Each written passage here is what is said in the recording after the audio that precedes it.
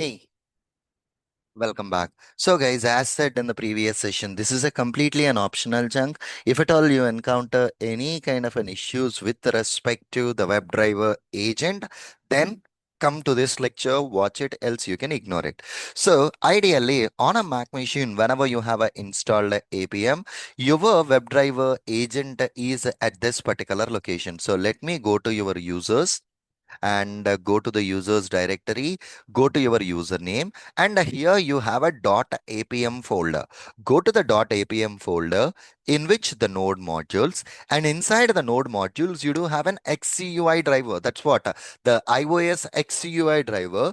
Inside the XCUI driver you have a node modules again, and inside the node modules you will be finding this particular WebDriver agent folder.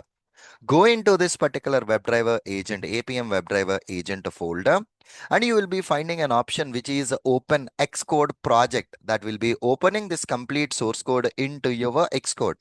Double tap on it so that this WebDriver agent would be opened in your Xcode. So this is what the WebDriver agent is. And here, if you look at this particular options, right? Let me select that particular option so that we can see. By default, the integration app is selected. We need to select the integration app. We need to select a WebDriver agent lib. And finally, we need to select the WebDriver agent runner. These are the three things that you need to select from here. And device, it's up to you whether it is iPhone 14 or no matter whichever the device might be, you just need to select it. Select it and then hit this particular play button. Once after the build got succeeded with the integration app, go with the WebDriver agent lib and build it. Once after agent lib is succeeded, go with the WebDriver agent runner, and then all these are three things. And the next and a most important thing that you need to consider here is, okay, so let me clear this one. You need to select this particular project here on the left hand panel. So here just below the project, you just need to select this particular name, and in which you need to select a sign in and a capabilities. Next to the general, you do have a sign in and a capabilities. As part of your sign in and a capabilities, ideally, we will be choosing our automatically signing, and you will be choosing your team. So as and when you log in into your developer account, right, this will be showing it up. So here I'm choosing enable automatic. And here from the team, I'm choosing my account. So whatever the account that you have created, right, the same account that will be populated here, just click on it. That's it, guys. Okay, that's it. That's a simple thing. Now, what you need to do here is whatever this integration app is there, select it, build it. Okay, and it will, after a few seconds, it will display that the build is successful.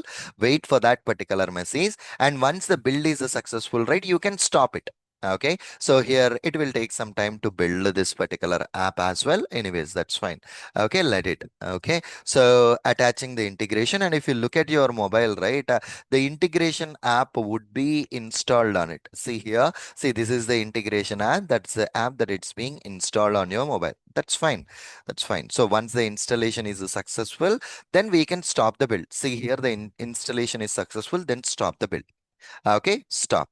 And then next one is WebDriver agent lib. You need to select and hit the play button again, and it will take a few seconds basically, and it will display a confirmation message that this WebDriver agent lib build is also successful. Okay, this build is also successful. So let us see this. Okay, so let us complete this particular activity.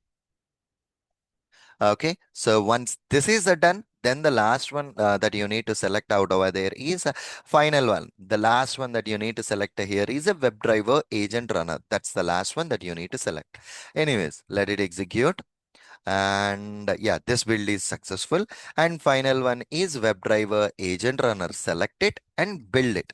So whenever you encountered an issue in the previous step, right, complete these three things and run your program, it will execute successfully.